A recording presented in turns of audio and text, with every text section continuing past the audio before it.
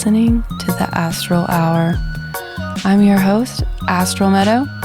Join me as we take a glimpse into the mysterious.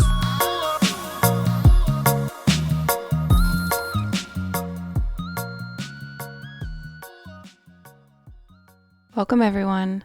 Today I'm joined once again with my friend Noah Frere. Noah combines Hellenistic astrology with a poetic modern approach, utilizing 28,000 asteroids freely. Having recently completed a 3-day workshop with Dimitri George on the asteroids, he strives to tune your soul strings to sympathetically vibrate with the music of the spheres, thus enabling you to live in greater alignment with your spirit's unfolding and expanding. He is more than halfway through with the OPA, Organization of Professional Astrology, certification requirements, and will be fully certified in 2025. Noah holds a master's in physics with a specialization in Vesta-like asteroids and its meteorites, and teaches astronomy at the college level, thus keeping one foot firmly grounded in science while allowing his imagination and spirit to explore the mystical realms. Today we will be exploring the soul's path from the perspective of the Tarot's Major Arcana, specifically from Rachel Pollack's well-loved book, 78 Degrees of Wisdom. This will be part 1 of a 2-part series on this subject. Welcome to the show. Thank you, Astral. Thanks for coming out. It's so good to see you. Thanks for having me. I guess it's been about 2.5 years since I was here. I think I was guest number 10, maybe. Yeah. It's been a while. And now it's like number 80 or something, or 81, or I don't even know what it is, but we're up there. More than 10. Yeah. We're like totally different people at this stage, I feel like, than we were our first That's for sure. episode. Very much so. So let's start off with you giving us a little background on who Rachel Pollack is and maybe what she might mean by the soul's journey and some of the information that you might be presenting today in regards to her book. Okay, cool. So Rachel was born in 1945 in Brooklyn. She was originally a science fiction author. She actually went to school for English and got a master's from Claremont. And I have her birthday. Do you want to hear a little astrology about her? I would love to. Okay, so I don't have her time. So I just had to kind of move the wheel around to see what would make most sense, knowing she was a writer and a published author. Mm-hmm. I initially put her sun, she has a sun Mercury together, in the 10th house of career, which puts her at Scorpio rising. But then I read more of her biography, and it just didn't quite seem like the best fit. So I adjusted it to Sag rising, which put her sun Mercury in the house of publishing, the 9th house, and did some other stuff in a chart that I liked. And so that's what I settled on. Now, of course, we don't know that she's Sagittarius rising, but that's how I've cast her chart. Right. Which is important because now we're going to look at a couple of important dates in her life, transits over her birth chart. Mm-hmm. So she is a trans woman, and she was married to a woman, and she was friends with Neil Gaiman. I'm sure you know who Neil Gaiman is. Probably most of your listeners do. And I'm going to quote one of Neil Gaiman's quotes. Okay. He said, "Rachel and I bonded over many, many things, one of which was Jewishness. And despite being a bastion of the New Age, she was also incredibly Jewish. There's an Orthodox prayer that begins, 'Thank you, God, for not making me a woman.'" I remember her telling me that after she came to, following her surgery to become a woman, she said, "Blessed to you, God, for not making me a woman, but thrice blessed to the doctor who did." So I thought that was a cute little quip from Neil. Mm. So her first work was 1971. She would have been around 26 and 25 or 26. It was called Pandora's Bust. I have not read the work. It was in a science fiction quarterly, but apparently it was received well. So soon after that, she came out as trans. She went trans. And then, so I cast a chart kind of for that period of time and kind of that week or two following the published date. That kind of linked very well with her chart. And we're not going to go too deep into this because this isn't about the astrology of Rachel Pollack, but I guess noting a couple of things. Pluto at that time was right on Jupiter in her 10th house. So like being public in her Plutonian way. Lilith was there also, but she was just over the cusp in the 11th house of like groups and stuff, but like retrograde. So Lilith was just about to leave the 11th house and meet Pluto and Jupiter in the 10th house.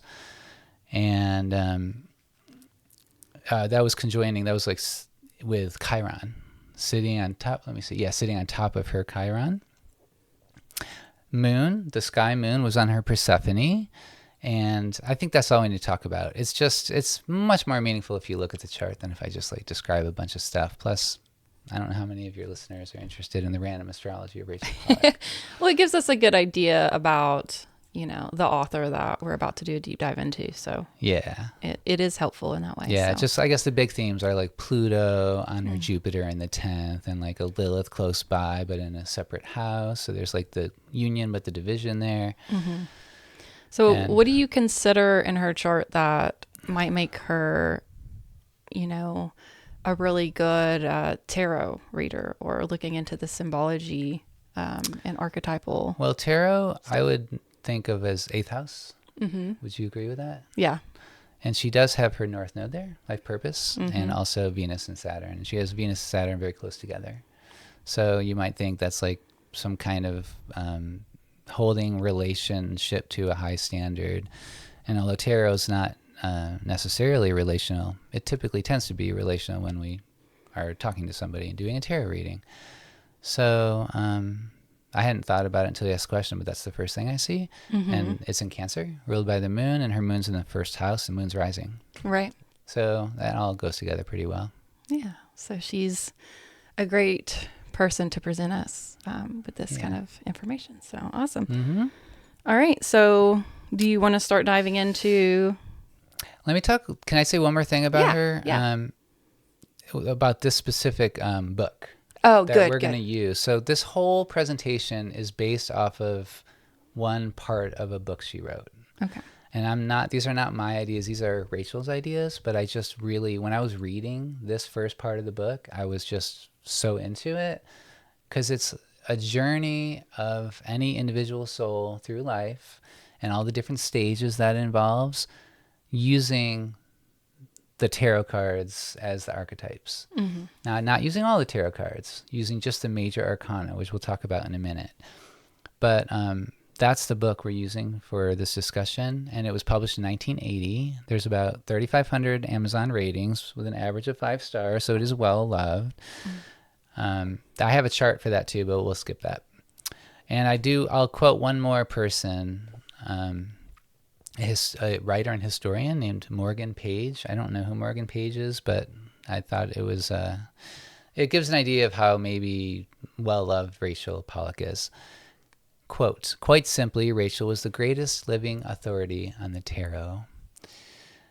Also, she said this book that we're using, which is called 78 Degrees of Wisdom, because there's 78 tarot cards, is the basis of all modern tarot interpretation. Every book that has come since is basically cribbing her work.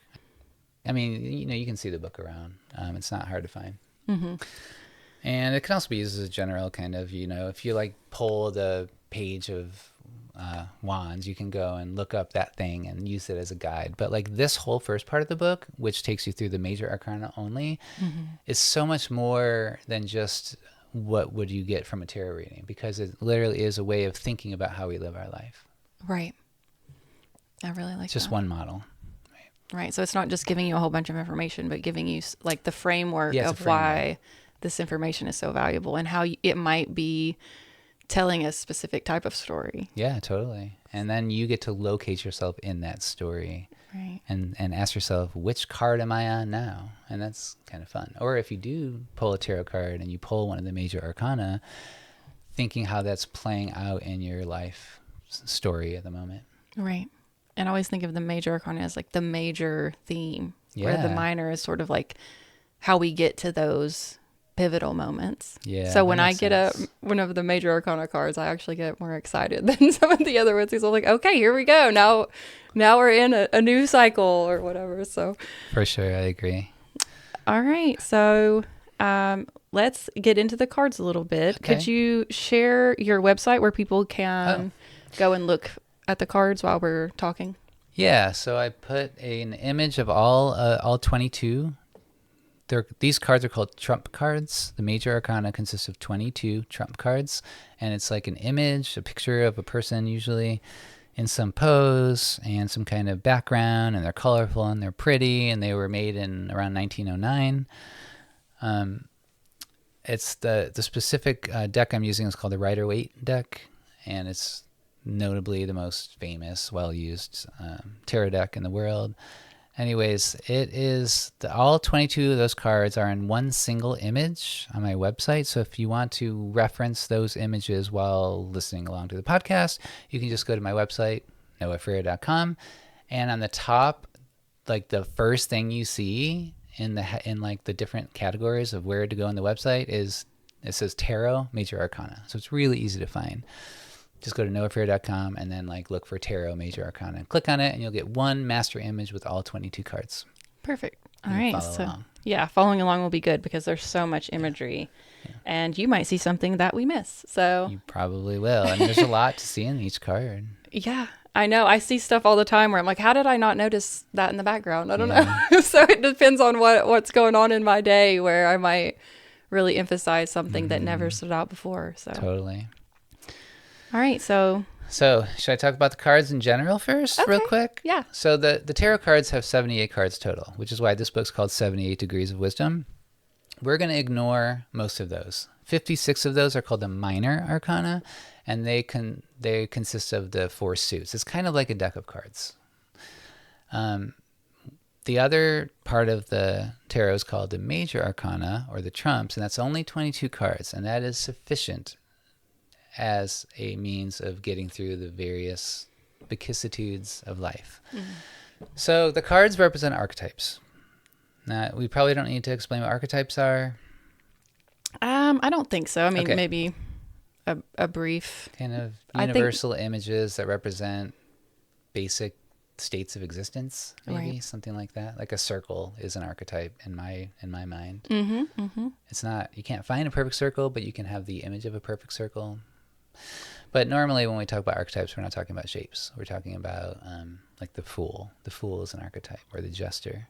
Mm-hmm. And indeed, the Fool is the first tarot card. But before we go there, let's talk about what archetypes, using these tarot cards as archetypes is can be misleading, because we don't have 22 archetypes inside of our bodies and souls in different ways. We are a blend of all the archetypes at all times. But by distinguishing between the archetypes, by talking about them as being distinct, we can like zoom in on certain parts of our life and then try to disentangle certain things where we're confused. And then we don't want to like take that as the gospel truth, but by doing that, we can then kind of zoom out and see how they blend together again.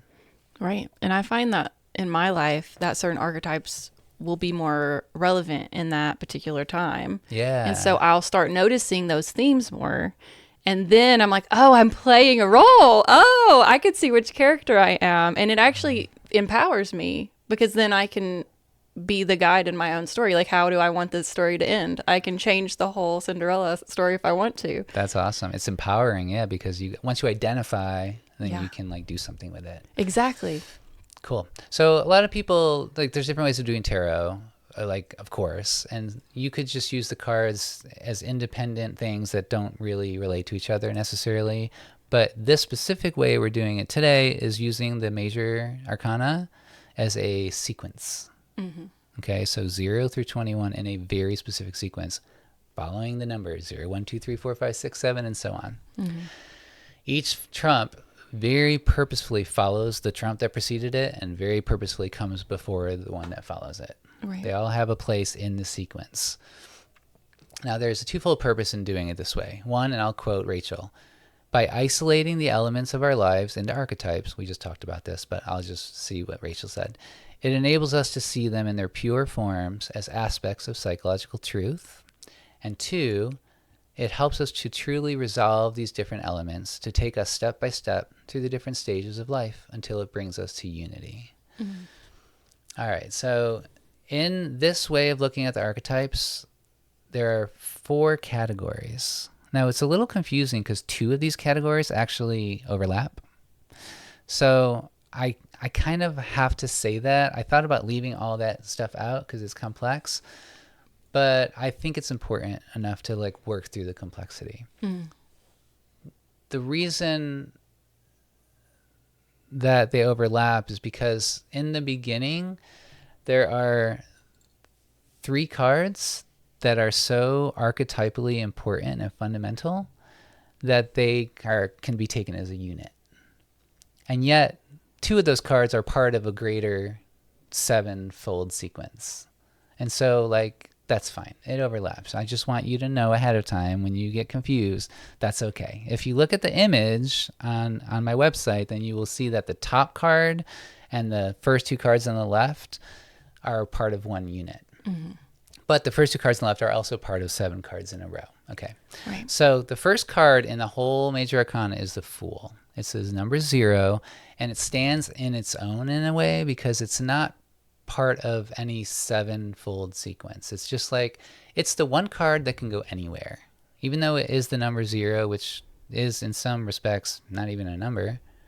So you can kind of insert the Fool anywhere along this journey, and we will in certain cases, because the Fool helps to like move us along to the next, like to kind of transition one card to another. But besides the Fool, there are 3 long categories of 7 cards each. So card 1 through 7 is called the first line.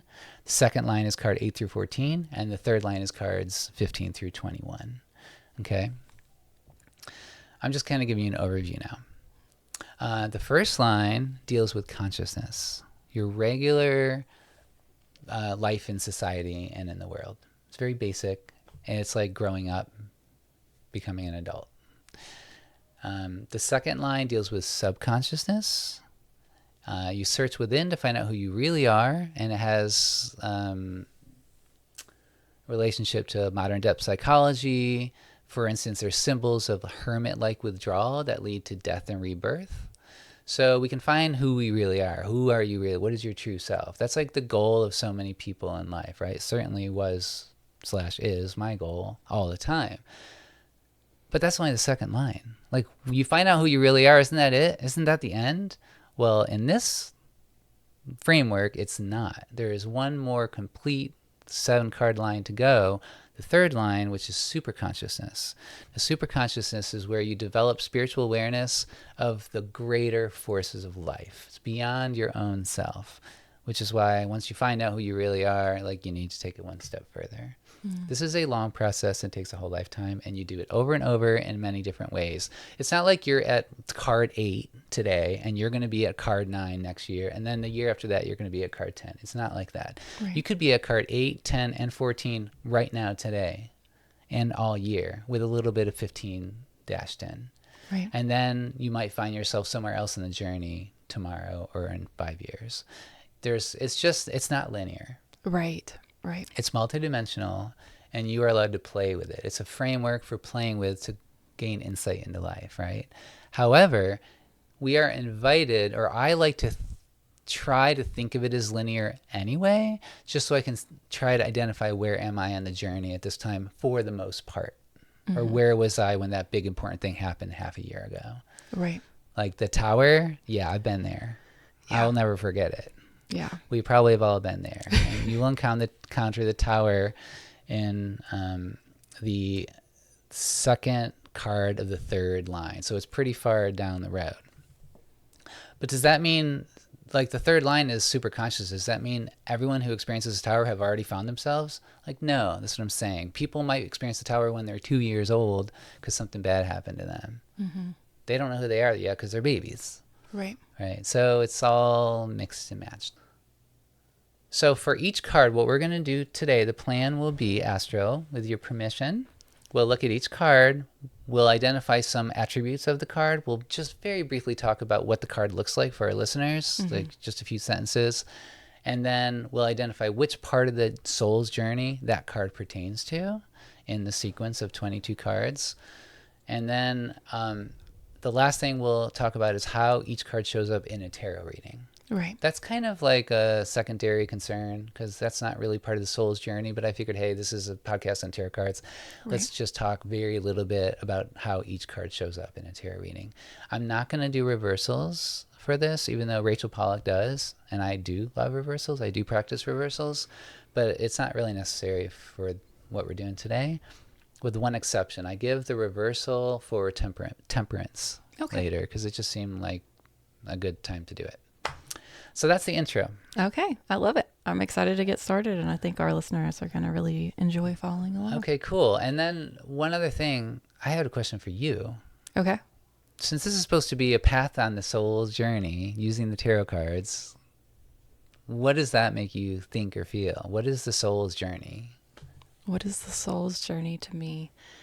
That's a really big question. As someone who is in the Akashic Records a lot, seeing my soul's journey over multiple lifetimes, it's just so big. And it's like this great cycle, this great story of the soul. And there's these little side quests that come in. And so it's a lot of just little cycles and a lot of little learning experiences. And they all start playing together and then form this greater cycle.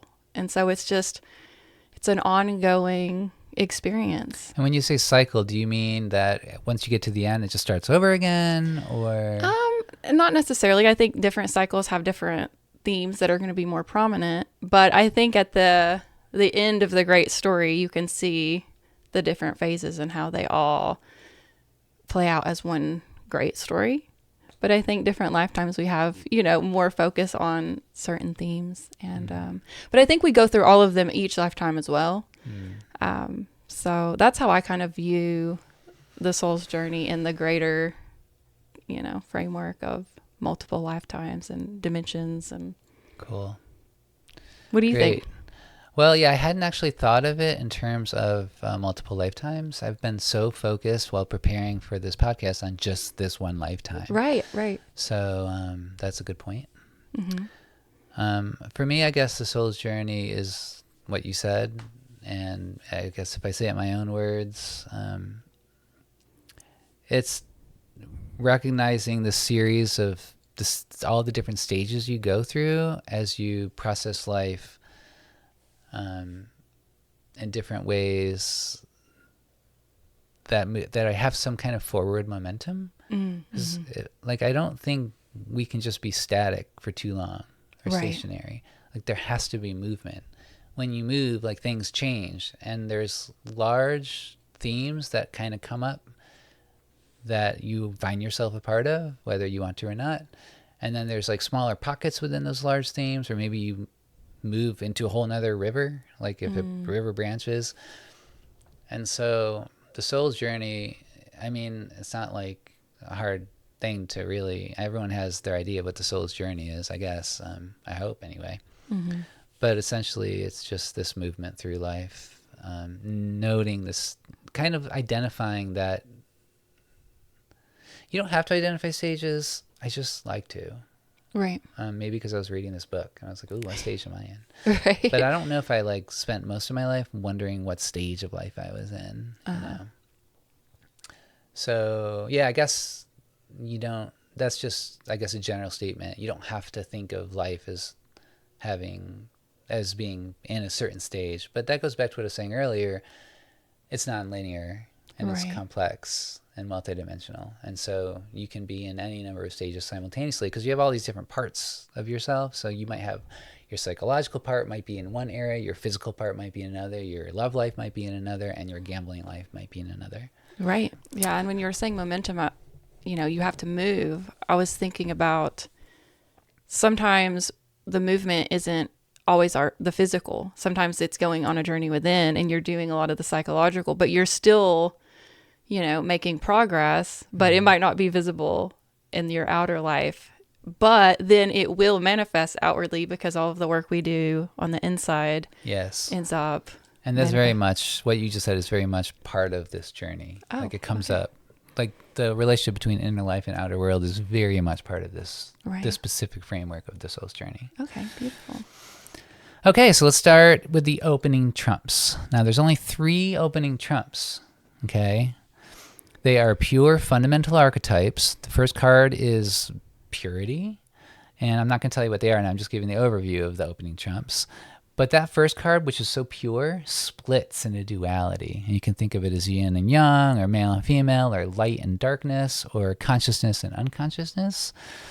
And then after that split, the whole point of the whole Major Arcana and life's journey is to trickle through all of the different stages to try to unify that split again into unity. That's like the whole point of this. And so that last card, the last trump card, which we'll get to at the end of this conversation, unifies that duality that was split. Mm-hmm. So the first three cards kind of set up that whole journey with the beginning of purity and then the split into duality. All right? Mm-hmm. So the first card is the Fool, as we've mentioned. Its basic qualities represents the beginning. It's the number 0, so it's like infinite potentiality, but it hasn't done anything. Right. It hasn't accomplished anything. It doesn't even want to accomplish anything. It's like way primal. Mm-hmm. You know, speaking of, since we're both early Aries, that's how I think of the first degree of Aries, actually. Mm-hmm. So, we are fools. Right. True innocence, a spirit totally free. If you look at the picture, do you want to describe the picture? I can, yeah. So we have a figure who seems very blissfully unaware of the path ahead. They are looking up at the sky and holding a nice little flower, a white flower, which I always think of purity when I see white. There's a little white dog. His companion is with him or her. I mean, it still seems kind of gender neutral. Mm-hmm. They have a little pack, so they are somewhat prepared. But you do see that there is a cliff and they're not really paying attention to where their feet are planted. So I always kind of keep that in mind of, and like there's an innocence, but there's also maybe we need to focus a little bit on where we want to go after we get this card, because it could lead you anywhere, right? So it's kind of like this infinite energy, but it's important to be mindful of where we steer ourselves after this initial stage. Cool. Sounds good. Yeah, so this is the entrance into the archetypal world of the trump, so very important. The Fool is also in motion. Mm-hmm. And according to Rachel, of all the trump cards, only 2 of them are in motion. The rest are just sitting poised in their chairs. Okay. It's the first card and the last card. Right. The Fool, and I'm not going to tell you the last card yet. That'll spoil the ending, but it's a nice card. Mm-hmm. And in terms of the gender neutrality you mentioned, Rachel, being trans herself, is very aware of hermaphroditism and gender neutrality or whatever. She talks a lot in her book about which characters are hermaphrodites and stuff like that. So that's noteworthy. Mm-hmm. So you might ask, when embarking on this journey, maybe you're not on a journey. Maybe you're just living your life. You go to work, you do your thing. I mean, there's a kind of a trend in certain parts of culture to accuse the masses of not being like waking up and just kind of being sheep. Mm-hmm. I don't think of it that way, but it is a trend. And if I did think, you might ask, like, why leave the safety of society and normalcy to go on this dangerous journey? Because you're about to do some crazy stuff. If you go through this Major Arcana, stuff's going to get hard at some point. It will get beautiful at some points too. But like, why go there? Why not just take it easy, right? So the phrase, you'd have to be a fool to do that, comes to mind. It's risky. However, the leap that you take, he's like at the top of a mountain. He looks like he might just leap off. So Rachel talks often about how the Fool is like leaping into the unknown. And that leap of faith is necessary to get you from one card to another sometimes. Mm-hmm. I like that. And it can bring all the wonderful things that you don't have if you're not going on the journey. If you're just living kind of a static, content life, you might be missing out on like a great amount of beauty or greater inner peace or something. So the Fool, in terms of his basic characteristics, he has He's similar to like the Joker, court jester, the trickster. He has instinct rather than rules. He appears insane to regular society. And the stick that he carries, the bag, he carries this bag, like you said, on a long stick. But that stick is also a wand. Because this wand comes back at different times in the Major Arcana. You might not think it's a wand, but you can see it as a wand. Right. I never thought about it like that. But that right. is... But he carries it lightly. He's not really aware it's a wand. He's not using it for anything. Right. And that comes back in the last card too, this wand idea, and in the very next card. I said earlier, I think the Fool belongs anywhere in the deck. He's not even like one of the, like there's these 3 lines I mentioned of 7 cards each. He is not in any of those. He is his own thing. Right. And then the last thing that he does really is since he's so primal, he's the animating force that gives life to all the static images in the tarot cards. So like this is just an image of some dude sitting on a chair somewhere and along the line. What does it mean? Well, it means something because the Fool has like brought us into this world and given it some life force. Right. So that's really important. And then in readings, if you pull his card in a reading, courage and optimism, heeding our inner voice, because people might tell you not to leap. And you're like, well, I'm going to leap anyway. Right. And beginnings. Yeah. So that's about it for the Fool. What do you think? I would agree with all that. I have fearlessness in my notes, which is him just not really overanalyzing it. He's just throwing himself in there. And it's interesting that we were talking about the early degree of Aries, because it really feels like the fearlessness that comes with just trusting your intuition and just seeing what happens. So. Yeah, and his fearlessness is so deep. I don't think he knows what fear is. He hasn't been made aware of it yet. Right. So like if you have that part of you somewhere, then you can access the Fool. Right. Or if you like to leap into new things without worrying about it, you have some Fool in you. Right. I love it. So then, like I said, there's like these 3 cards kind of in the beginning, and the next card is the second of those 3, but the next card also is the beginning of the first line, it's called, which is 7 cards. And it is the Magician. It's card number 1. Now, he has an infinity sign above his head, which is interesting. Of course, I mean, 1 is like complete in and of itself. It doesn't have a beginning or an end, so that kind of makes sense. So the worldly sequence,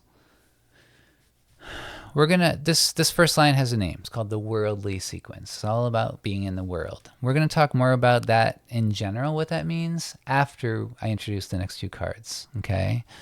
This is where the Fool becomes split into duality. So you want to describe the Magician? Or should I? I'll let you describe this one, and then I'll do the next one. Take our turns. Yeah. So this is a magic user. He's standing up at a table full of all the elements of the minor arcana, the 4 suits. He's holding up a magic wand in his right hand, and he's pointing with his left hand down to the earth. So like automatically there's something going on with like the flow of energy from heaven to earth. And he's the conduit, is what it looks like. And he's surrounded by beautiful flowers. It's a very positive looking card. Yeah, I get as above, so below. Kind of energy from his hand postures. Yeah, totally. All right, so he represents the light of consciousness, action and creation and manifestation. The Fool doesn't do anything. He's just there kind of giving life force to everything. But the Magician is you're coming in and actually start to do stuff. So this is where you like take your first steps on the journey in a way. The Fool is just that leap. And then you start to actually take some steps and do things. And that's the Magician. He's very aware of the power of his wand, unlike the Fool. He's like, oh, I have a wand. Let's use this thing. Right. He represents male or yang energy at that part of the duality. He's appears more masculine as a character. That wand that he's raising to heaven represents the descent of spirit into him as a conduit, which then he can release into the earth or make real. I mean, that's what a magician does. A magician takes the spiritual realm and like takes physical matter and combines it to do something, right? Mm-hmm. That's like what magic is. He represents inspiration. In terms of what part of the soul's journey he's on, we'll do that for every card. He gives life meaning and direction. Mm-hmm. So that's kind of a general statement sounding, but when I say like what part of the soul's journey this card is on, I kind of had to pick something based on like what the previous card was, I'm trying to kind of get the overview of what it means. But everything else we talk about, the card is also part of the soul's journey. Right. But if I was trying to condense it into like one or two phrases, and so I figured he kind of gives life meaning and direction, the magician. And again, these are not my words. These are like all Rachel's words. Right. Almost nothing I wrote in this document that I'm like referencing here for this podcast is of my own. However, I basically agree with all of it. Right. Mm-hmm. So, yeah, I see him as being very intentional, where the Mm-hmm. fool Totally. was just kind of blissfully unaware. For sure. And when you think about magic, that is like the key is intention is everything. It's even more important than the tools themselves. Is you have to have what's your goal? What are you trying to create? And point. He does seem like he's very aware of that. And then I do think the infinity above the head is sort of like he has this wisdom, and it gives me that mental, like he has the mental capacity to know how to work with these tools. So yeah, definitely. Shaman would be another word for the magician. Mm-hmm. And when he's used if you pull his card in a reading, you can use both hands as kind of a diagnosis. He's receiving the spirit and also directing it. He's not just the beginning, but he's your first actual steps. He's a creative force throughout your life, so very creative, and he's willpower too. Okay, so all that sounds pretty great, but what's missing from all that? That was consciousness. What's missing from that? What's underneath the consciousness? But that's where card 2 comes in, the high priestess. She represents the unconscious. Right. So that's the other part of the duality. She's just as important, and she would be the female or yin part of the yin-yang sign. And she's kind of like the magician's other half. Now, the feminine in the esoteric world can be seen in a couple different ways. And this specific way is her less benign aspect. The card that follows this is also a very, very feminine card, which we'll talk about in a minute. And the card that follows this high priestess is very benign. But this one is less benign. She's got a lot more oomph to her, which is as it should be, because this is one of those first 3 cards that are kind of laying the foundation for all the archetypes. Right. The unity and the polarity. Mm-hmm. Some keywords for the high priestess. Well, what we haven't described her yet. Oh, yeah. I think it's your turn. Okay, you want me to describe? Yeah. Okay, so we have a woman wearing a sort of mystical garb. She is holding the Torah, but it's kind of like it's like hidden lightly, which always makes me think of like the hidden knowledge or the inner wisdom. There's a crescent moon at her feet, and she also has on her head a very Hathor kind of like crown. I don't know if you would call it a crown, but it has all the moon phases.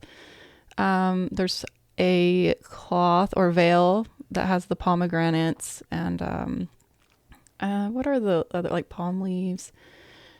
She's sitting in between 2 pillars, a white and black one, and there's the B and the J, which I think have their own significance related to the Temple of Solomon. And then she has the cross on her chest, which makes me think of the 4 cardinal directions or the 4 elements, or the 4 suits. So I think Nice. Yeah, that's pretty good. And she's got this like kind of long gown on. And she's sitting pretty serious.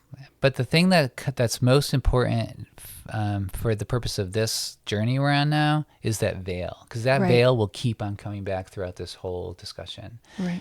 That the question is, you might ask yourself, what's behind the veil? And we will find out later.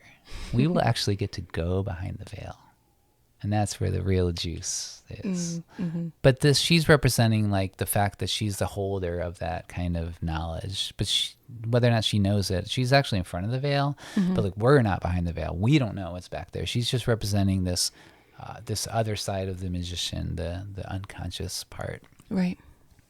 So deep, subtle, dark, mysterious, hidden, non-rational, non-linear. All right, so also here's a note about men, women. Rachel Pollack makes a point that this man versus woman categories were, in her opinion, mostly designed by men. Mm-hmm. And many times, at various places in this book, she talks about Adam as being modeled as hermaphroditic, and the occultists, the tarot designers, and the Kabbalists is deploring the polarity of men and women into different roles, and that they taught the unification as the final goal. So it's a very important part of this whole journey for Rachel. Mm-hmm. Recognizing that you have a masculine and feminine side and unifying them in some way. Right.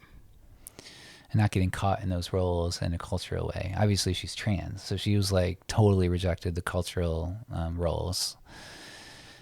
So since she has the moon at her feet and on her head too, mm-hmm. there's a lot of lunar things going on, such as the menstrual cycle, the mystery of pregnancy and childbirth, the warm, moist darkness of the womb might come up. It's passive. She's about passivity rather than action, like the magician, which has its own kind of power. It gives the mind a chance to work. When you're just sitting back and receiving, you can actually like let your mind do its thing. If you're always working, moving, like you're gonna not get a chance to work things out. You know what I mean? You're too busy. Mm-hmm. So this passivity allows the unconscious to emerge. Now, this is just the very beginning of the journey. So we're not like going into the unconscious yet. It's just kind of acknowledging that there is an unconscious, and that we're going to have to deal with it eventually. That's why it's the beginning, you know. I like how the magician, he's intentional, and it's like his wisdom is sort of knowledge that comes from the outer elements, but her wisdom is sort of, it's more veiled, and it's kind of coming from within her. And so it makes me think of like the wisdom that can only be known through having these deep mystical experiences, or giving yourself that moment in the silence where the information just comes to you, versus like seeking it in the outer experience. So I feel like her wisdom is more of the wisdom that is just inherent within us, that you have to go inside to access. Totally. So more of like the Akasha. Totally. And yet we have to remember we haven't done that yet. Right. But she like, gives me here that. It is. It's going to come. Yeah. But totally, 100%. So that veil, we want to enter behind that veil. And that's kind of like one of the whole goals of the Major Arcana, is to get behind that veil. Mm-hmm. So we're going to get there little by little. Can you guess what card is going to get us there? Through the veil? Yeah. That's I'm putting you on the spot. You probably won't be able to. Which card pierces through the veil? Yeah, according to Rachel. I mean, in Rachel's worldview here, there's one card. I don't even want to tell the listeners, because I want it to like come up naturally. Okay. I was just wondering if you had any ideas about it. If you had like a guess. There's like one card that like kind of rips off the veil, and then there's another card where you're actually like behind the veil. And I love that part of this journey.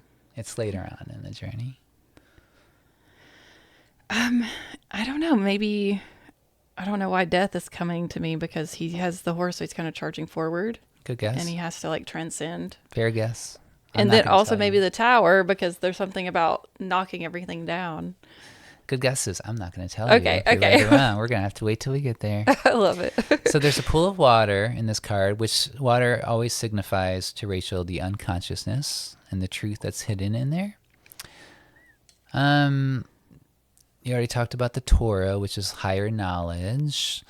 The unconscious at this point is only available to us through myths, dreams, and symbols. We don't really understand it. Mm-hmm. So the soul's, what role does this card have to play in the soul's journey? First, I said in my notes that there's danger. the danger is she can be very seductive. When you start to get into this like mysterious, dark, deep subconscious, it's kind of like, ooh, I like it there. Like it's like receding from the world, and you can stay there, hang out a long time, but you don't want to hang out there because you need the magician's outer action to keep on integrating and moving forward. And I think like maybe I'll meet certain people in my life who seem to kind of almost be stuck in a role, and I can almost imagining putting them in certain of these archetypal cards. And no one's popping up at the top of my head, but it doesn't sound unfamiliar that I may have come across someone who just like stays in the high priestess archetype because it's fascinating and like magnetic, you know. And then there's probably people who stay in the magician role. Right. They're just always creating, always doing, but like they're not sitting back and like letting things process. So we always want the balance. We want the high priestess to balance the magician, and there's a lot of work coming up. It's just the beginning. There is a story she tells from Ovid of Actaeon and Diana. You know who Actaeon is? I'd heard it, but I didn't know the name. Basically, a summary is he was hunting, I think, in the woods, and he had his dogs, and he saw a river, decided to follow the river to the source, which already has meaning, and then he saw all these like beautiful women or nymphs or something bathing, and then he saw like the most beautiful one, who was Diana. It was like a version of the moon. And if he had just left then and like gone on, he would have been fine. But he, like I was saying, got drawn in and stayed too long. And she's like, oh, no, this isn't for you. And she turned him into stag, I think. Okay. And he like ran away, and his dogs devoured him. His own dogs devoured him. So it's kind of a story of warning, like keep moving forward when you notice the goddess. It doesn't mean, I don't mean you can't hang out with the goddess for a while if you encounter her in your dreams or your meditation, but you don't want to just become like obsessed stay there forever. And infatuated with the feminine beauty. Yeah, because there is that danger. There really is, I think. Move lightly through these first trumps because we're not ready to assimilate them yet. So in a reading, if you pull this card, it brings up maybe the mystery in life, darkness, possibly fear, but also beauty, a passive withdrawal, like just whatever's happening in your life in these ways would be referred to by the high priestess. Intuitively understanding the answer to a problem. And then sometimes I put positives and negatives. So on the positive side, it's like potential in our life, which suggests action is needed. But on a negative, it could be too passive or weakness or fear of life. And like not being able to translate your feeling into action. All right, so that's it for the opening trumps. Okay. Now we can move forward. All right, so the worldly sequence. Those were the first two cards of the worldly sequence. So the third card will be the Empress. But before we go there, let's talk about, in general, what the worldly sequence means. Okay. It's the process of maturity, childhood to adulthood. It's related to human society in general. After the first two cards, there's like three middle cards. And you'll notice that in all three lines of 7 cards, there's 3 middle cards that have specific kind of significance as like a subset. So in this subset, the 3 middle cards represent nature, society, and education. Alternatively, they could represent mother, father, and education. And then there will be the last 2 cards of this set of 7, which bring up problems of the individual, love and sorrow, surrender and will, and you eventually learn to distinguish yourself from the outer world. You become an individual. All right. So any comments? I feel like that's pretty clear for this first little phase. Well, let's move on to card number 3, the Empress. I guess it's my turn to describe her. Okay. She is basically Venus. I mean, you can think of her as Venus. She's got a shield on the ground next to her chair with the glyph of Venus. She's very luxurious. Her robe is very flowy and thick. Or maybe it's not thick, maybe it's thin, but it's like there's a lot of fabric, you know? She's got a nice crown with made out of stars. She's got her own kind of scepter. She's in nature, in the middle of nature. And she's just kind of real beautiful. Mm-hmm. So therefore, she represents nature. She's opposites of the first two trumps mingle together. Okay, so in my notes, I was confused there for a second. I had to understand what I had written.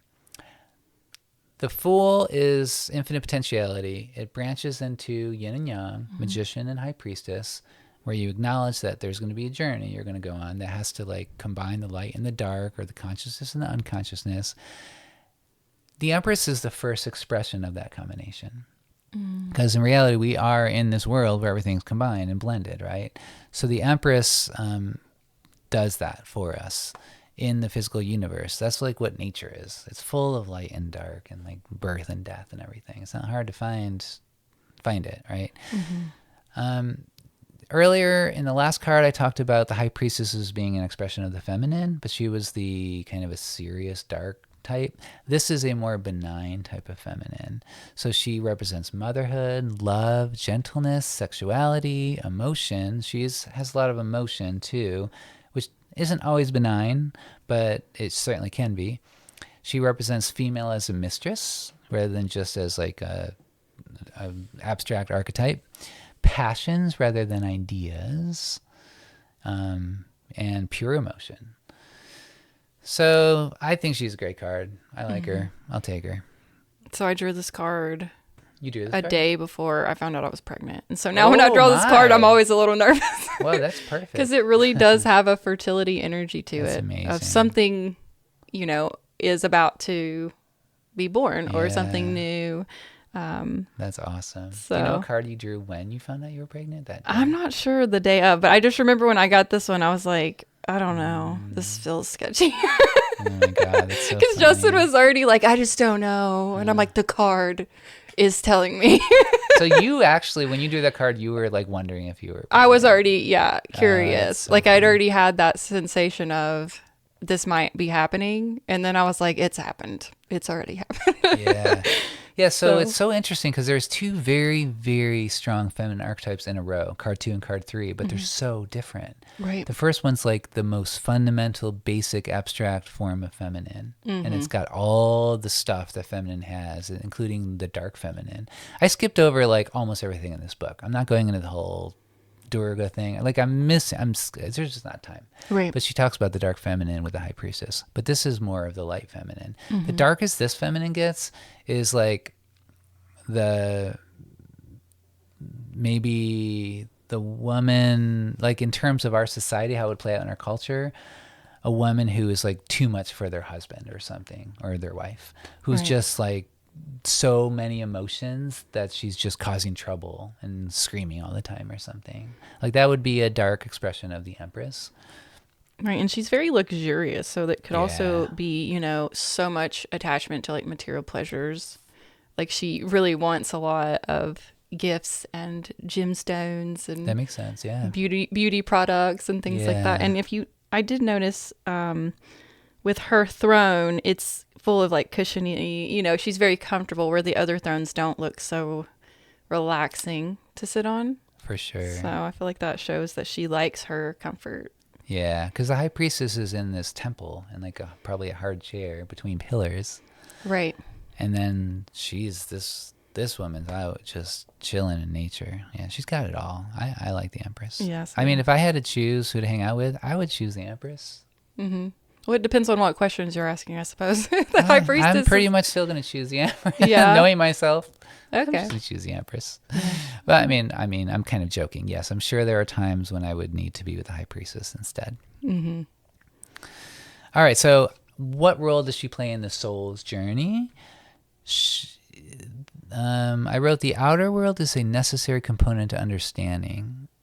I guess that means that if you want to understand yourself and your soul, you have to understand like where the outer, like what your relationship to the outer world is. And the Empress is that first, because the Empress, the previous card, the High Priestess, doesn't really say much about the outer world. She's just the archetype this is where it comes out into the outer world. All right. And so you have to like deal with the outer world when you get to the Empress.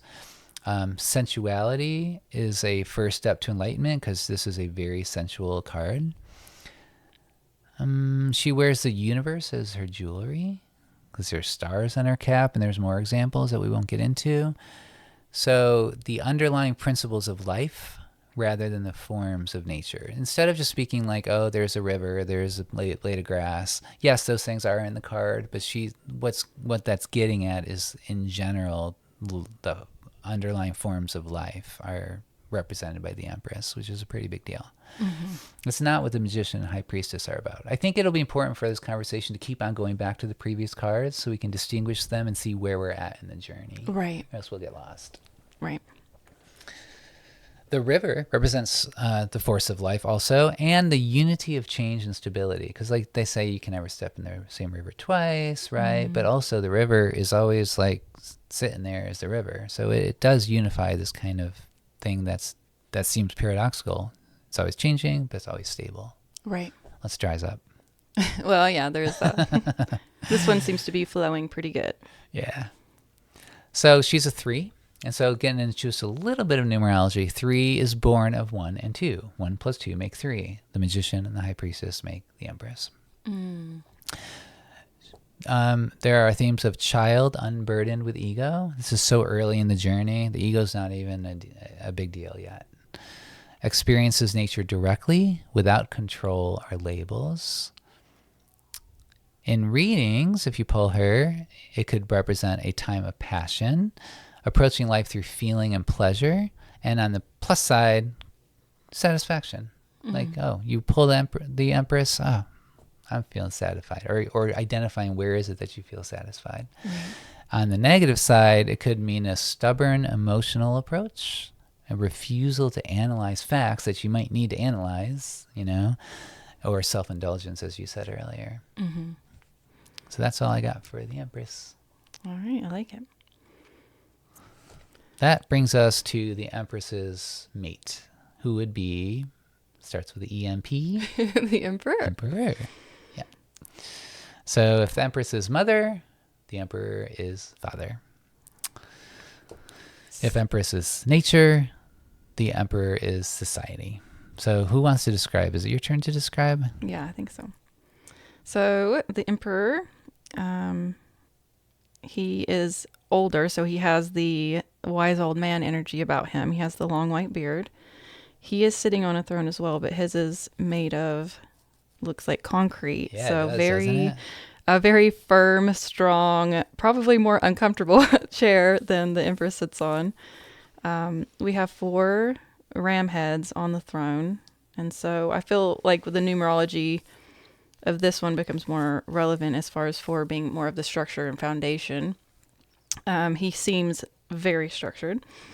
And then we have the mountains behind him, which also makes me think of, a solid foundation. He's wearing a red robe and he has armor underneath. And in this card, you can see both of his feet are firmly planted. He's holding an ankh in his left hand and an orb. An orb in his left hand and an ankh in his right hand, which is, maybe the life force with the ankh symbolism, and then his connection to divine power in the other. And then he has the crown. Wait, what does the orb represent? I never noticed the orb. I look at it as, if you think about like you're looking into an orb, sort of having this insight. And he has the long beard. So I think of like kind of the wizard energy of he can see, maybe it's through his own experiences, but I think he has some kind of insight into maybe the life cycles or why something's happening. I feel like it gives him a little bit of power. Yeah, I would guess that Rachel would say he's looking into the nature of society. Right. Based on like where she places him in this journey. But okay. Certainly doesn't have to be used that way. That's just what I think Rachel would see. Right. Cool. Great. Yeah, so kind of barren looking, right? Compared to the Empress? Right, yeah. I mean, I would rather be with the Empress again. I'm just going to choose my favorite Trumps as we go. I'm kind Yeah, of that's biased. good. Yeah, I mean, I think I'm we're gonna go with allowed the to be. Yeah, I'm going to go with the Fool. I'm going to go with the Magician. I'm going to go with the Empress so far. I'm going to say Emperor. Maybe I'll hang out with you like one day a week. Right. If I need to set some foundations down. Obviously, this is a reflection about how irresponsible I am in our society. All right, so he does represent society. Laws, both good and bad laws. He's not a bad guy. He's both, right? He's got that power to enforce the laws, whether good or bad. And he probably makes mistakes sometimes, just like society's going to. He kind of replaces nature, you know? I mean, I think of him as even patriarchal. He's sitting like he's got that white beard and he's like, this is the way society should be. It just should be stable. Like on the plus side, he can give stability. That's great. Thank you for your wisdom. Let's have a better society. But if it's like not a just society, or if you start to give stability precedence over spirituality, then it can be very bad. Right. But the stability, the society does allow us to start to spiritually develop. Right. Because we're growing up, we're going through school, we're meeting people, we're figuring out what life is about. This is kind of like, I don't think Rachel said this, but I could kind of think of this as, I don't know, maybe early adulthood. I don't think that this journey that we're on doesn't follow an age trajectory. Right. As we were saying. But it's also like totally grown up. It's the emperor. He's like ruling society. He's the law and order. He's the president. He's limited. The problem with him is he's limited. Even at his best, he's lost touch with nature and passion. He's like, I'm sleeping over in my bed. Empress, you can sleep in your bed. Your bed's too soft. Right. So in the soul's journey, he represents a crucial test. By absorbing society's rules, you're like, that's good. You need to understand how society works and how to be a part of it. But the test is you also have to not get stuck there and learn how to go beyond it. Right. And like, we're not there yet in this journey, but those themes might come up.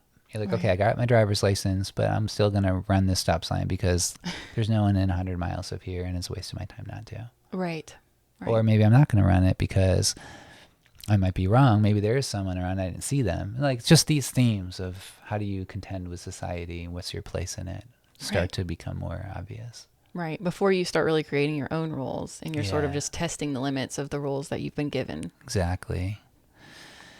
There is a danger in how like your relationship with your own father might be. For instance, if your father was a human, and if you can't accept, Rachel was saying, if you can't accept the ordinary humanity of your father, if you've put your father on some pedestal and you can't accept that he was just a regular guy too, then you could get trapped at the level of this card because you can't like process that and move on. Right. That's like psychological stuff. Makes sense to me. Yeah. I mean, I don't know when I started seeing my dad as a regular person, but I remember when I took it too far. I remember being pretty young and thinking that we had switched places, that I was going to be the dad from now on. And I told him that because I'm dumb and like bold, and I didn't even know it was like a fool, right? And he's like, I don't think we're quite there yet. That's all he said. I don't think he was threatened. I think he just thought I was a dumb kid, which I basically was. I would think I was in my 20s, but to me that was a kid. Right. So, but I was certainly aware that he was not a divine creature if I thought that I was going to be the dad from now on. Right. Like, so proud. What terrible, like, God, I wish I could take that day back. Right. Well, it's good that he showed you grace and just kind of maybe laughed a little bit at your... Yeah. I think he was just like, whatever. I got 12 kids. I'm not worried about you. Yeah. I'm not worried about my place here. I've got a lot of things to take care of. You just do what you need to do, Noah. And like my daughter's 9 now, and I'm pretty sure she knows about my flaws because I'm very open about them. So I never gave her the opportunity to think I was some great character.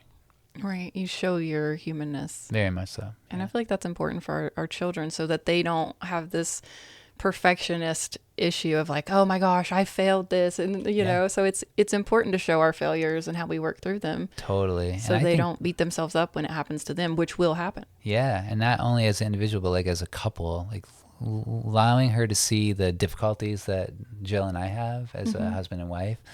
I hope will pay off in the long run. Right. To be like, oh, okay, yeah, this is normal. Now that can get overdone. I think that actually happened this past year where we started to overdo it. And we're like, okay, time to lay off. Like, let Sunny, my daughter's name's Sunny, have some time to like just be a kid and not worry about what her parents are going through. Right. So as in all things, finding that balance. Right. Balance is key. So in readings, if you pull this card, it can bring up things about the power of society, its laws, and power to enforce those laws. So, you know, you get a speeding ticket, you pull the card. Time of stability and order in one's life on the positive side. Defending one's territory, creating and maintaining boundaries, very important. And taking a rational approach to life. Because remember the previous card, the Empress, we were like, she's not rational, she's just emotional. Because she's representing like this extreme feminine version in our culture. Whereas this guy's like all rational. So obviously neither of those things are real in life, they're just archetypes, and identifying when you have those archetypes playing out in certain parts of your life is the whole point of this journey. Right. Absolutely. So to kind of sum up so far, we've got the Fool in the beginning who bifurcated into the yin and yang, and then that was expressed, that those fundamental archetypes of the yin and yang, magician and high priestess, were expressed in our world as nature and society, or mother and father. Cool. So far that all makes a lot of sense, I feel like. Yeah, absolutely. That brings us to card number 5, the Hierophant. I don't know what Hierophant means. Do you? I don't know the definition. I feel like it's some kind of, you know, religious, you know, mediator. Yeah, actually I do know what it means because it's in my note. Okay. Oh, okay. I was like, I don't have the technical definition of Hierophant down. I know, but I always still like a mysterious word. So I just clicked on the dictionary definition. It says a person, especially a priest in ancient Greece, who interprets sacred mysteries or esoteric principles. All right. What I wrote is, quote, high priest, unquote, of the Greek Eleusinian mysteries. Okay. It's the same thing. So he's a priest. This is where we get religion. We had nature, society, and now religion. Notably an important part of life. Whether or not you're religious or not, it certainly has helped to form our world. Right. Absolutely. Sometimes for better, sometimes for worse. Actually, speaking of religion, can we riff on that word for a minute? Okay. There is a lot of bad things. A lot of people don't like religion. And they're very vocal about it. Like, I hate religion, or religions are bad, blah, blah, blah. And I just wanted to talk about that because that's not how I feel about it. But that in part is because of the way I define the word religion. So again, definitions are important. Let's just see what the dictionary says. Okay. The belief in and worship of a superhuman power or powers, especially a god or gods. That says nothing about what that looks like in society. Right. It's just, it has to do with belief and worship. It just turns out that religion usually takes the form of Christianity or Hinduism or whatever. Those are the major religions, or minor religions. And then they have certain like rites and rituals and, you know, ways that they manifest. And sometimes they are good and sometimes they cause trouble. But in and of itself, I just think religions are good. That's my take on it. Right. Unless the person uses it, you know, their religious laws to enforce their opinion onto others. That's where I feel like it becomes kind of toxic, and it's just because each person should be allowed to have their own expression or be able to seek whatever, you know, is satisfying to their soul. And so I feel like religion is neutral and mostly good until we're refusing to allow different religions to exist simultaneously. That's the only thing that makes it feel negative to me. But I try not to focus on that part. Realize that extremes can be taken in any time we have like a community. You know, we can go fanatical and say, okay, well now this is an us and them thing, and it's just something that tends to happen. So it's important to be mindful that it can happen, and ask yourself, am I pushing this? Am I pushing my beliefs on people, or am I just expressing my opinion or sharing my spiritual, journey with someone? I feel like that, there's a line there, and sometimes it's hard to know, like, whether you're sharing or pressuring someone to convert or something like that. Yeah, that's true. Like, oh, I'm really excited about astrology. You want to hear about your sun sign or your moon sign? And they're like, not really. Stop pushing it on me, And you might not even know you're pushing it on them because you're just excited. Exactly. And then suddenly they're like, I got to get out of here. Right. And I'm the same way when someone, really starts pushing their religious beliefs on me. Like, I'm very open to it, but then there's also a point where I'm like, I'm not converting today. So I guess the reason it's important to me to define religion carefully is because it's kind of like the archetypes. We split up these things that are blended in life into certain categories so that we can speak about them and do something with them, make sense of them, make sense of our life. If we're allowed to define a religion as essentially good, and then someone says, yeah, but look what this religion did, then my response would be, that's not the religion that did that. It's the person who was doing other things that were not part of the religion. If we're allowed to define religion that way. However, if you can show one example of a religion that inherently is corrupt by forcing itself upon others and trying to convert people or whatever, then my definition doesn't work, because I just said religion is defined as inherently good. And so the reason I think this is interesting to talk about is because I don't think society knows what religion is in this sense. Right. Different people have their own take on the word religion. And I'm trying to kind of push the agenda a little bit, my own religion, that religion isn't bad. Right. That the things that are bad are people doing bad things. Right. That's all. I mean, I don't know. People don't normally, it's like I don't hear people talking about that very much. Do you? Not really, no. Usually people just say what they think and give their opinion, and then like they move on, or they agree to disagree because it's like a hot topic or whatever. Right. But it just makes me sad that, it makes me sad that some people are like anti-religion. It just feels unfair, because I don't think the problem is like the religion, the worship of God or goddess. The problem is like people being jerks. Right. And then I feel like I can empathize with them as well, because I feel like it is a little bit of a trauma response. Like, they've probably had it pushed on them so heavily that now they just reject it. And so I'm to that point where I can just empathize with someone that's against it, and I just drop it, and I don't. That's very temperate of you, Astral. That will come up later in this journey, the temperance card. Right, okay, I like You're that. manifesting the temperance card. That's good. I like your words. All right, so the Hierophant is the high priest. He complements the high priestess. Just as earlier the emperor and empress complement each other, this is like we skipped a couple and then we got to the high priestess's complement, the Hierophant, the high priest. Like I think he may have even been called the high priest at some point in tarot history. He represents the outer ways of churches and dogma, but alternatively, he can represent initiation into a secret doctrine. Oh, we didn't describe him yet. Oh, okay. You can describe this one. Okay. So he's basically a dude sitting on a chair. He kind of like the other one. Like, it looks kind of like a serious occupation. It's kind of barren looking. There's no nature. And he's definitely the priest. I mean, he's got like one hand up in some kind of holy gesture. The other hand's holding some kind of arcane device or wand or scepter or something. He's got this gold crown. He's dressed very officially. He looks like he's got priest robes on. But notably, there are two people kneeling in front of him. You can only see the back of them and their bald heads. And they're like receiving the priest's either teachings or blessings or something. So they are being initiated into the secret doctrine of the church. Now, this sounds like a contradiction. Is it like is the church an outer form with dogma, or is it this initiation into secret doctrine? The thing that they have in similar is that they both have a doctrine, they both have tradition, they both have dogma, and they both have like some education. Whether or not you're going to a private sweat lodge ceremony where only 10 people are present and it's like this kind of secret thing that almost nobody knows about, or are you going to a Southern Baptist church with 1,000 people?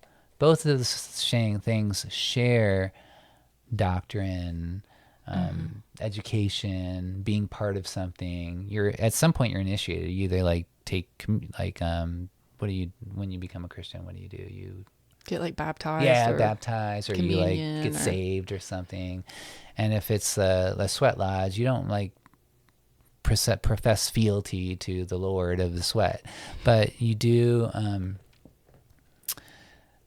You kind of get initiated into tradition by entering the womb of the sweat lodge and like going through that ceremony and like sweating profusely, and you come out and it's like you've partaken of that ceremony. You are now kind of part of that tradition in some way. Right. You might never go back. It might only be a one-time deal for you, but still like something's happened that you kind of entered.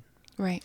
I agree. And it's a tradition, and it's got its own rules. Like you don't go into the sweat lodge with your jewelry on because just you don't want to pick up the emotions and the energy that's been sweat out and like store it in your ring or whatever. Right. That's the generally accepted thing that I'm aware of anyway.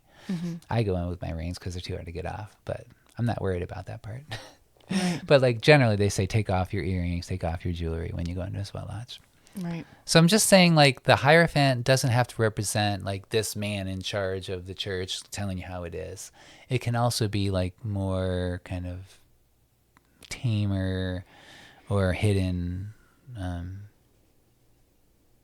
spiritualities. Right. It's not just specific to Christianity or something. Yeah, it's all the religions. Right. So he is a companion to the emperor in a way, who just came before him, because they both share responsibility for humanity. The emperor is like, here are the laws, let's help you do them right. And here's your driver's license. And the Hierophant's like, here's the Bible, or here's the whatever tarot deck, and this will help you on your spiritual journey. So they like work. It's like society and religion working together. Right. Yeah, I noticed a lot of 3 symbolism with this card, even though it's a 5, because we have the 3 layers on the scepter, and then 3 layers on the crown, and then 3 crosses, and he's also wearing 3 layers of clothing. Oh, wow. And that's so good. It's interesting as we break it into sort of the, unconscious or the subconscious and the like super conscious. I feel like he's sort of guiding you into those 3 realms, or maybe the first card to sort of hint at the layers that are involved in the psyche, potentially. Very good. And there's 3 people in the card. Right. Yeah, that's a great point. And actually, this triangle that they make, I decided not to talk about it because it's too much, but there's a lot of cards that make this triangle and that refer to the 3 levels of consciousness: super consciousness, regular consciousness, and unconsciousness. Right. So good point.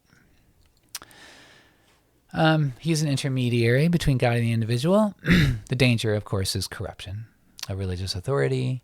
And on the soul's journey, this represents this part of the journey. Okay, so I'm always going to do a recap, because otherwise I just feel like we're going to lose track.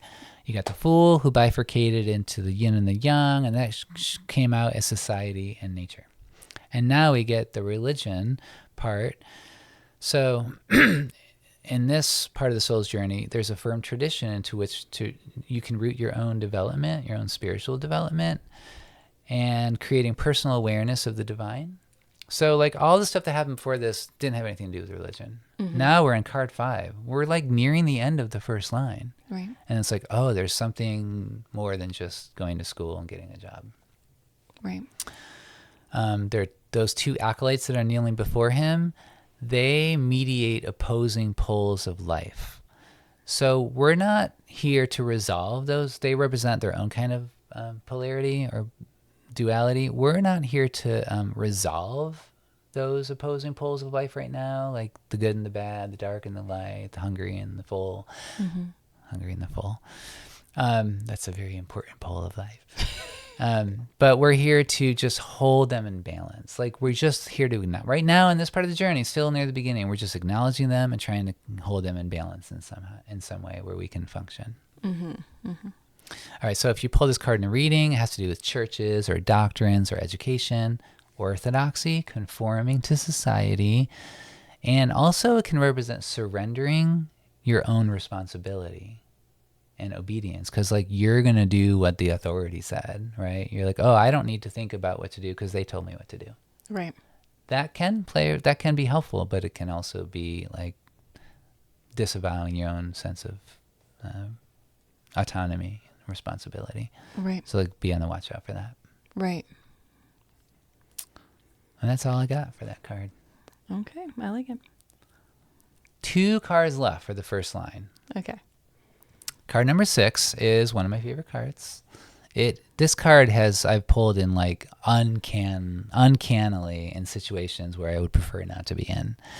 This next card is called the Lovers. And I'm not going to tell you my stories about it, but I got them. Yeah. Maybe you want to hear the stories, but I'm not going to tell them. Do you want to describe it? Okay. So we have 2 figures that are nude, a male and a female. They have very Adam and Eve vibes about them. Behind the woman is the apple tree that has the serpent going upward up the tree. And behind the male figure, we have a sort of flaming tree, passion, and then maybe the apple tree is more of like the wisdom or the intelligence. Mm-hmm. We have sort of a volcanic form in the background, and then above them there is an angelic figure. I think some people look at it as Raphael, but I feel like it could probably represent different angelic energies. And then we have the sun shining down. Oh yeah, you're right. That is the sun. I never think of that as the sun. I'm glad you said that. That's the thing. It's like the background. They come alive when you look at them. That's why I love, talking to people about it, because we all see different things in the card that I just, you've said some things. I'm like, wow, I never thought about it like that. And there are so many rays coming out of the sun. I have this like overwhelming need to count the rays. Right. I like count everything. I mean, it really, you can find significance in all of the numbers that show up. So for sure. So that's definitely Adam and Eve. Like there's no doubt in my mind that is Adam and Eve. Right. And the lovers are exactly what it sounds like. They're lovers. But they're not touching each other. I mean, this is the Garden of Eden. This is fraught with peril, the Garden of Eden.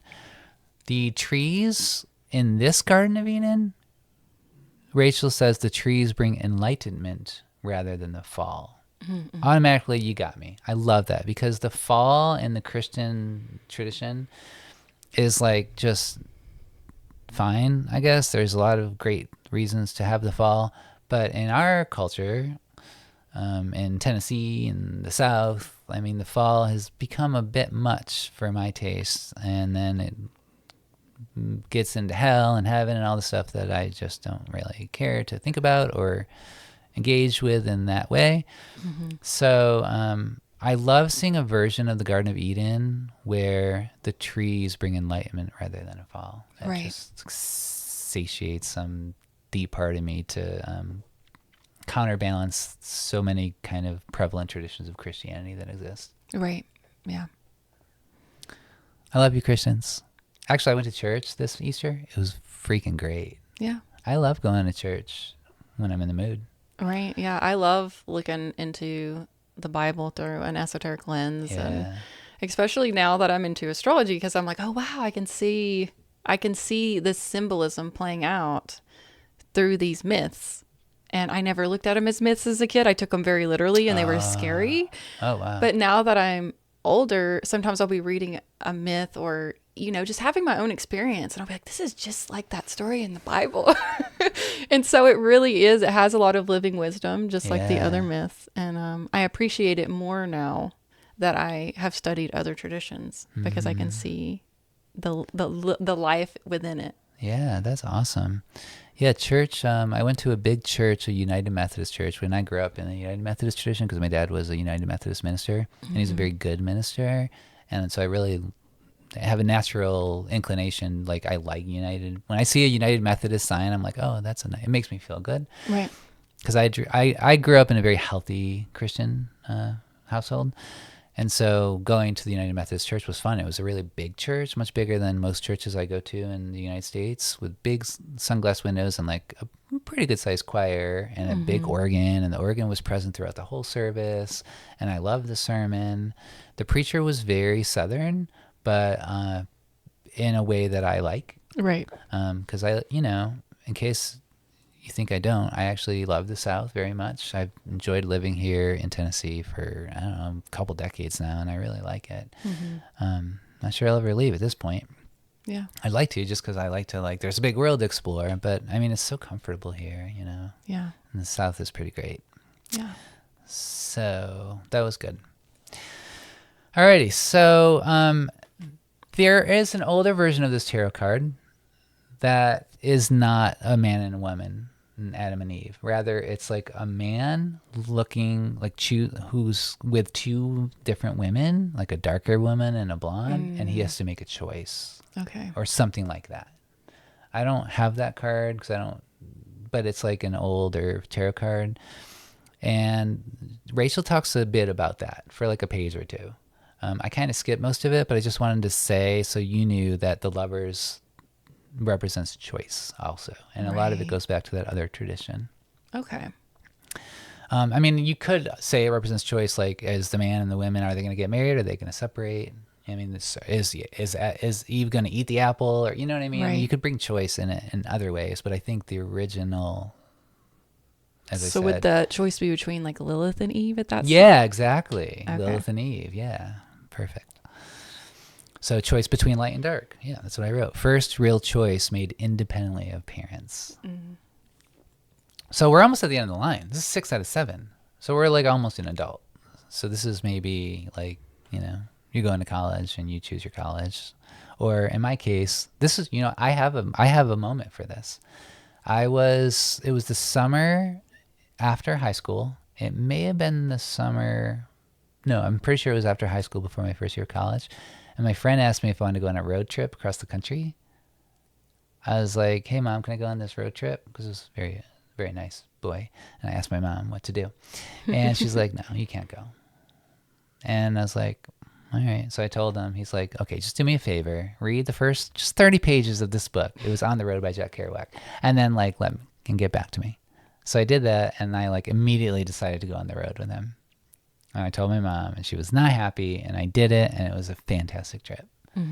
That was my first choice, you might say. I mean, was it really my first choice? Of course not. I'm sure I chose what kind of cookie I wanted when I was 8, but or when to stop drinking milk or whatever. But that was a big choice. I had set up a big division between me and my parents. Right, you made it very consciously. Yeah, and I'm glad I did that. It was a great trip.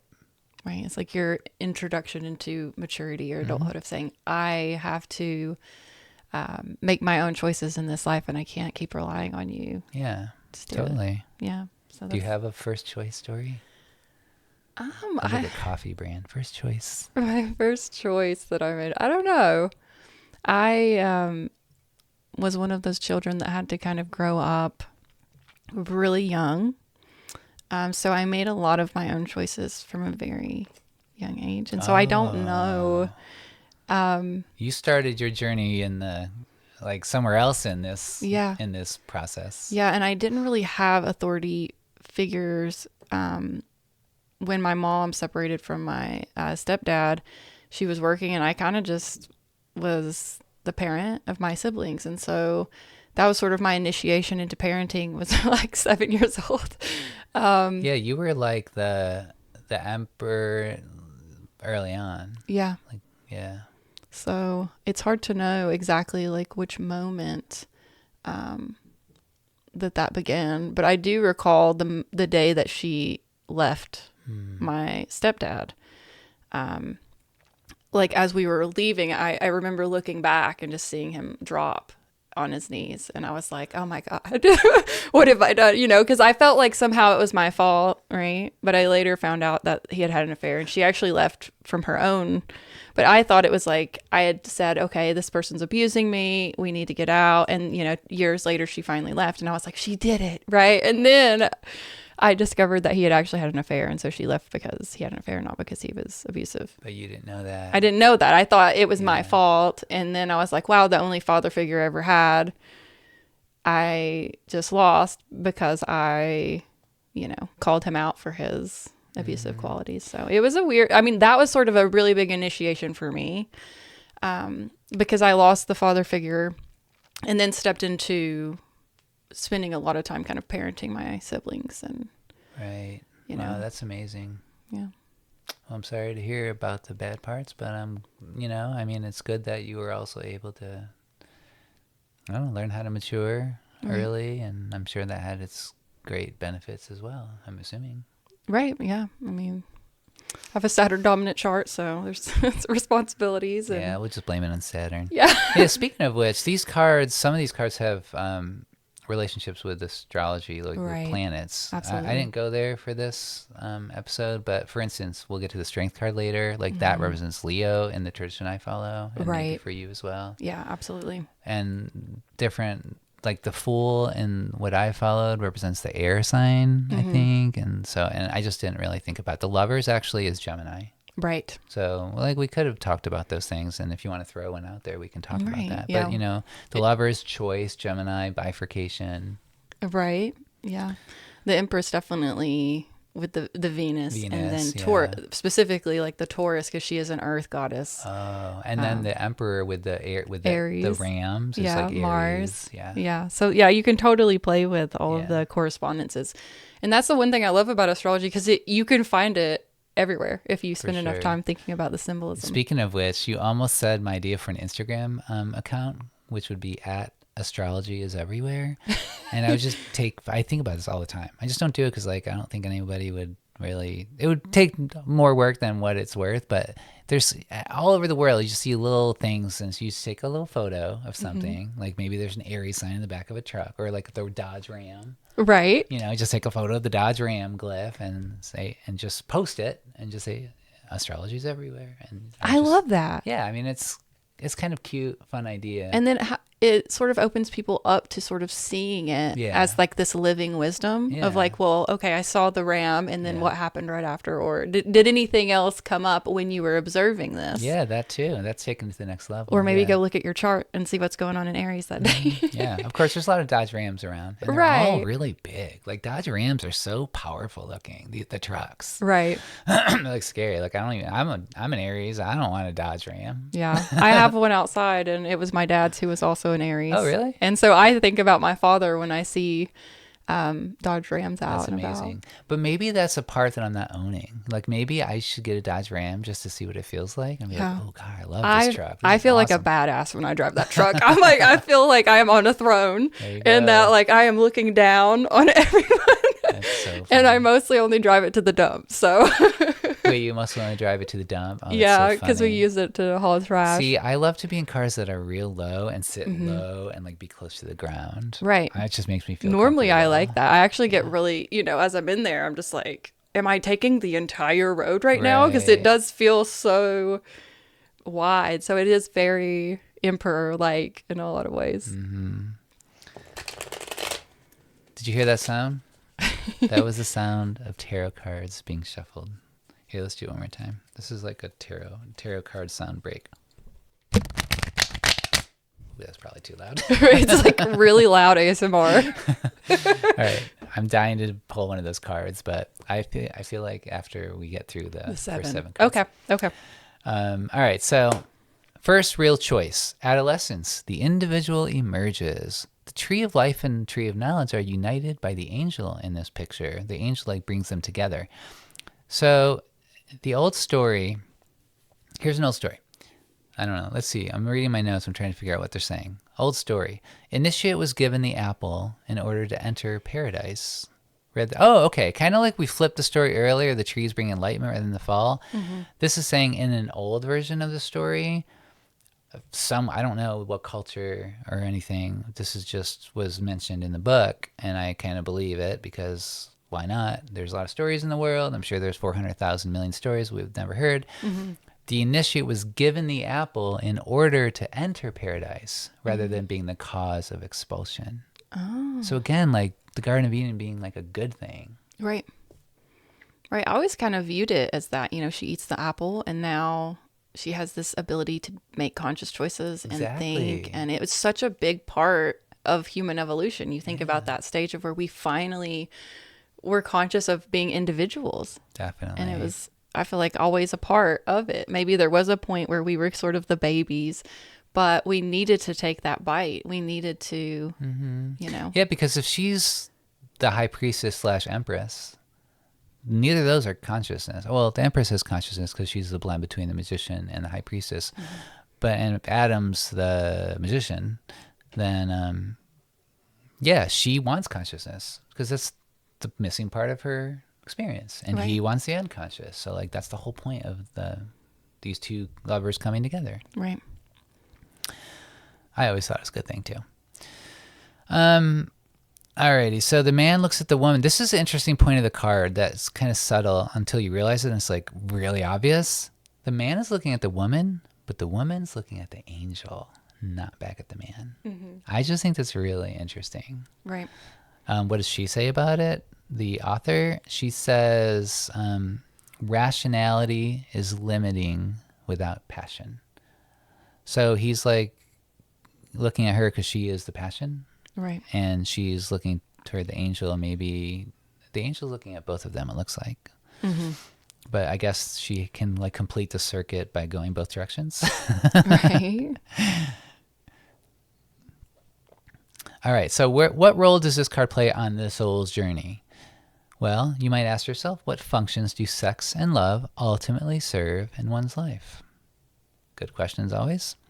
Love brings joyous unity, but must be glimpsed with someone else. So in this card, we've glimpsed this great unity that could be achieved, this angel, but you're only glimpsing it and you're doing it in relationship with someone else. You have not yet glimpsed the truth on your own. Right. So we're still near the beginning of this whole journey. Remember, there's 22 cards. We're only on card number, well, quote, card number 6, unquote, but it's the 7th card because the magician's 0. Right. The angel above their heads symbolizes that one can't yet attain that greater egoless state on one's own. And if you pull this card in a reading, just shows the importance of love, and it could represent a particular lover, like if you're, dealing with someone specifically, or some choice you have to make.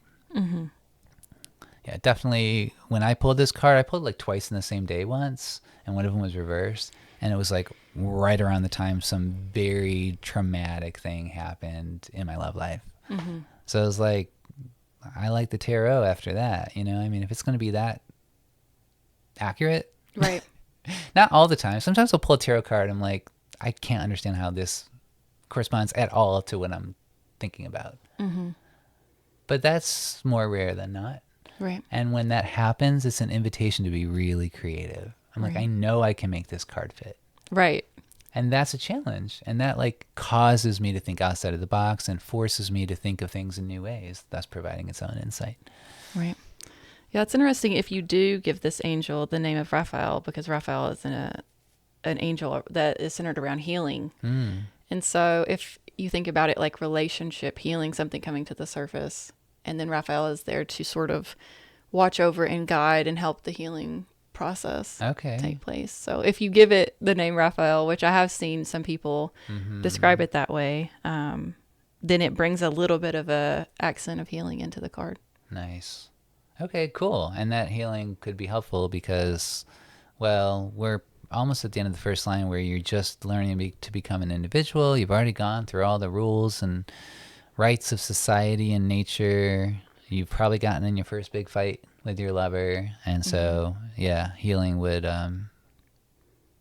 play a role. Like Adam and Eve are very comfortable with each other in this card. Like they've already been together for a while. Right. I mean, they were always together, maybe. They're the archetypal, like, man and woman, right? Yeah, so that makes sense. Great. So, Gabrielle is how you see that angel? Is that what you said, Gabrielle? This is Raphael. Oh, sorry, Raphael. Who's I think Gabrielle? Gabriel This is how little I know about angels. in the end, the judgment card because of the trumpet. I think that one's supposedly that's Gabriel. Okay, all right. Cool. All right, so there's one more card at the end of this line, first line. It is the Chariot, card number 7. Do you want to describe the chariot, or should I? It's up to you. Why don't you do it? Okay. So we have a very stern-looking figure riding on a chariot. It looks like it is also made out of a concrete kind of material, so it's very firm. How about stone? Stone, okay. I don't know why I'm going with concrete. It looks like concrete. I hear you. Let's see. He is on a chariot. I noticed that he doesn't have any reins, so he's sort of guiding it, maybe based on his own will. He has a canopy of stars sort of draped across the top of the chariot, which makes me think of some celestial kind of influence. He is also wearing a crown that has a star on it.